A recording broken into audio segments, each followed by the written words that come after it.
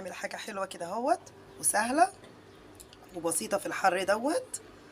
تعالوا نشوف عملنا ايه. السلام عليكم ورحمة الله وبركاته. ازيكم عاملين ايه؟ قبل اي حاجة صلي على حبيبي وشفيعي، اللهم صل وسلم وبارك عليك يا حبيبي يا رسول الله. النهارده بقى رجعنا بفيديو جديد بمناسبة ان الجو حر قوي ومحدش مستحمل الحر. هنعمل وصفة سهلة وحلوة. معايا ايه؟ معايا 4 صوابع من الموز، ومعايا شوكولاتة خام انا حطاها في المية اهيت عشان اسيحها. خلاص هاخد الصوابع ديت، انا عايزاهم يعني حلوين مش مستويين قوي.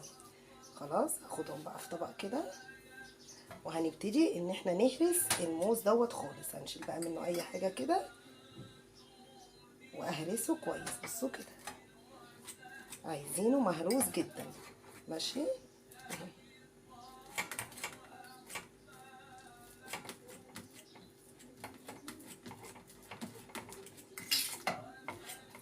عايزين نهرسه بالطريقه ديت. خلص بقى وارجع لكم. بصوا كده، بعد ما سيحنا بقى الشوكولاته بتاعتنا اهيت، نحطها اهي. دي اسهل طريقه صراحه بحب اسيح بيها اهي. بعد بقى ما سيحناها هحط لها معلقه من الزيت، معلقه واحده بس من الزيت، بس يكون زيت نضيف عشان يدي للشوكولاته بتاعتي لمعه. تمام. وهحط بقى الموز اهوت عليها، بس مش اكتر من كده. هما مكونين 2. الشوكولاته دي حوالي 100 جرام. انت ممكن تجيبي شوكولاته عاديه اللي هي الخام العاديه ديت من العطار. هنقلبهم بقى كده مع بعض، بس لازم يكون الموز ناعم خالص معاكي. انا بقى هديله ضربه بالمضرب الكهربائي بتاعي. انت بقى ممكن تضربيها في الخلاط او لو عندك مضرب كهربائي. كده خلاص احنا خلصنا وصفتنا اهوت. وعلى الاطباق بقى عندك اسرع حاجه حلوه هي ممكن تاكليها. تمام.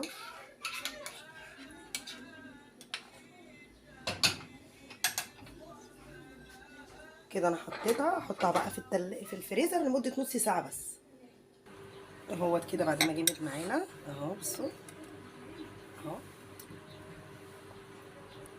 بصوا اهو. حطينا له من فوق رشه بقى من الكاكاو المحلى عشان ما يبقى طعمه حلو كده اهوت. التاني هيبقى مر. بصوا اهوت اهو، طعمه حلو قوي اهو. بصوا شكلها اهيت، طعمها حلو قوي. ميكس بقى بين الموز وبين الشوكولاته وبين الكاكاو، طعمه حلو جدا. متنسوش بقى تجربوا الوصفه. لو اول مره تشوفوا الصفحه ما تنسوش تدعموني، شير ولايك وكومنت حلو.